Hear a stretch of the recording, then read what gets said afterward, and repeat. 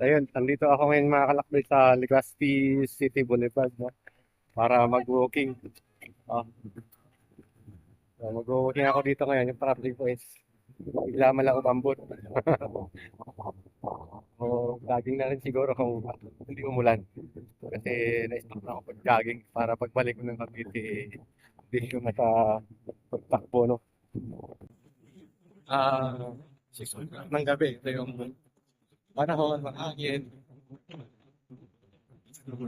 At yung hapon.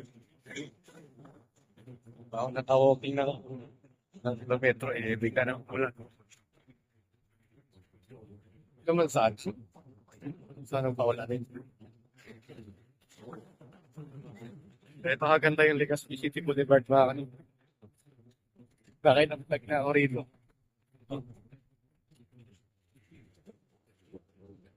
Ah, di ba?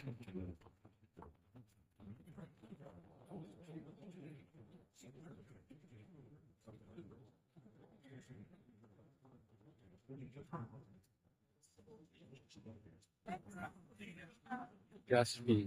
Tapos yung ngayon, hindi nagpapakita ngayon eh. Kaya, hindi makagip sa camera. Tingnan natin dito yung alon mga kalakay.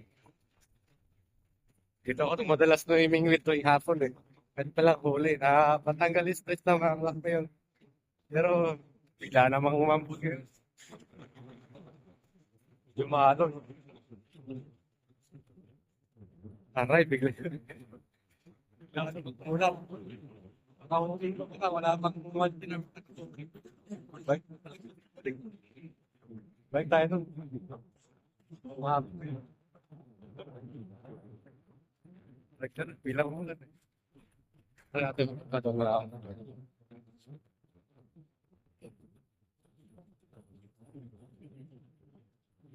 Yun, Legazpi.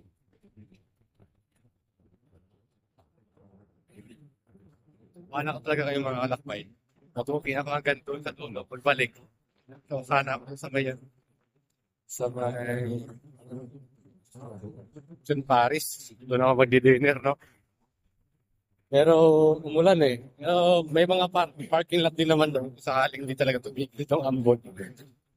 No choice, kundi lumakas na. Makabalik na nga sa kotse. Ano ba yan? Baka lakad pa lang. Yung laban dito pagka umulan bigla.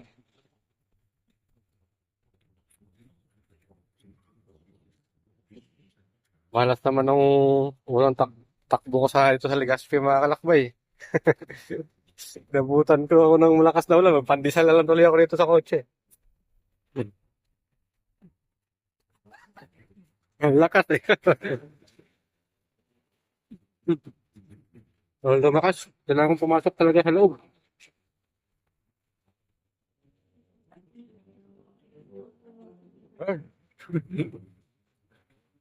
Emergency rain.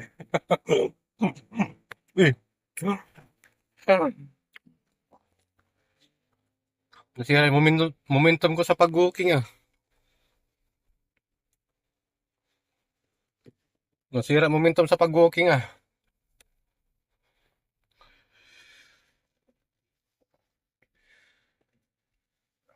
Napakapi pandesal na lang tuloy ako.